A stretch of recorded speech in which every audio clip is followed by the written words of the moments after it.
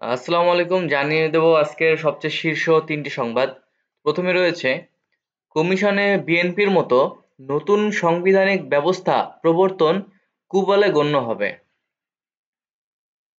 বর্তমান অন্তর্বর্তী সরকার সংবিধানের অধীনে গঠিত হয়েছে।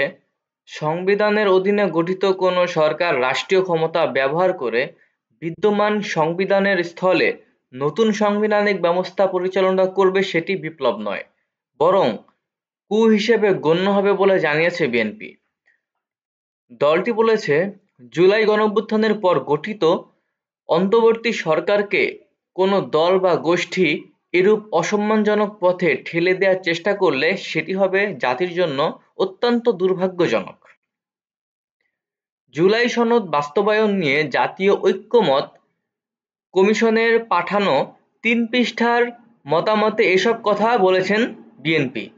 এতে জুলাই সনদ বাস্তবায়নের ৩টি সুনির্দিষ্ট সুপারিশ করেছে দলটি। তো এটি ছিল আজকের আমাদের বিএনপির মতামত। এবং আমরা যদি ২ নম্বর নিউজে যাই, দ্বিতীয় শীর্ষ নিউজে নুরুল হক নূরের বিষয়ে বলা হয়েছে। নুরুল হকের উপর হামলার ঘটনা তদন্তে কমিশন গঠন করা হয়েছে। তো নুরুল হক নূর কয়েকদিন আগে সব মার খেয়েছে, সেটা আপনারা জানেন। তো সেটার জন্য একটা কমিশন গঠন করা হয়েছে সরকারের। গণ অধিকার পরিষদ সভাপতি ও ডাকসুর সাবেক ভিপি নুরুল হক নূরের উপর হামলা এবং গুরুতর আঘাতের জন্য তদন্তে কমিশন গঠন করেছে সরকার।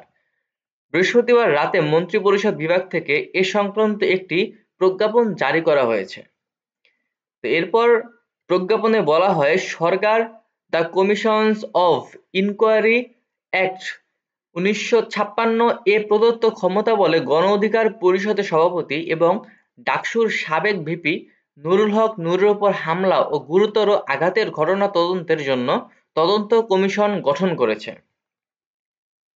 এবং আমাদের তৃতীয় নিউজে রয়েছে, ইসলাম কায়েমের মাধ্যমে মহানবীর ন্যায় প্রতিষ্ঠা করেন। ইসলাম কায়েমের মাধ্যমে মহানবী হযরত মুহাম্মদ সাল্লাল্লাহু আলাইহি ওয়াসাল্লামের ন্যায় প্রতিষ্ঠা করেন। তো কথাটা বলেছে তারেক রহমান। বিএনপির ভারপ্রাপ্ত চেয়ারম্যান তারেক রহমান বলেছেন, আমরা একটু বিস্তারিত পড়ি। বিএনপির ভারপ্রাপ্ত চেয়ারম্যান তারেক রহমান বলেছে, আইএমএ জাহেলিয়াতে অন্ধকার যুগ দূরীভূত করে ইসলাম কায়েমের মাধ্যমে সত্য, ন্যায়, বিচার ও ইনসাফ প্রতিষ্ঠিত করেছিলেন মহানবী হযরত মুহাম্মদ সাল্লাল্লাহু আলাইহি ওয়াসাল্লাম। সমাজে অবহেলিত, নির্যাতিত, বঞ্চিত মানুষের সেবা, পরস্পরের প্রতি শ্রদ্ধা, দয়া ও ক্ষমতা, শিশুদের প্রতি দায়িত্ব এবং নারী জাতির মর্যাদা প্রতিষ্ঠায় মহানবী হযরত মুহাম্মদ সাল্লাল্লাহু আলাইহি ওয়াসাল্লামের আদর্শ অতুলনীয়। তাই তিনি সর্বকালের সর্বশ্রেষ্ঠ মানব হিসেবে স্বীকৃত। তো কথাটা বলেন বিএনপির ভারপ্রাপ্ত চেয়ারম্যান তারেক রহমান।